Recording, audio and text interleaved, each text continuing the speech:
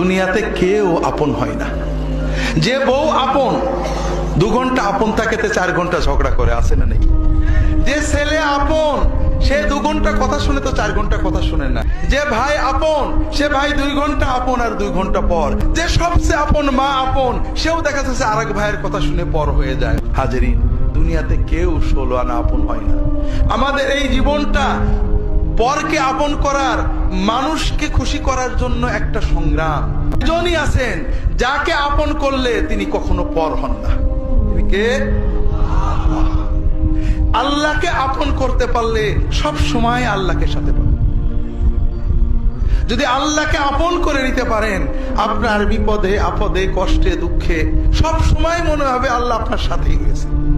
যে বেদনা কারোর কাছে বলা যায় না, যদি আল্লাহকে আপন করতে পারেন, সেই বেদনার কথা আল্লাহর কাছে বলে বুকটাকে হালকা করতে পারেন।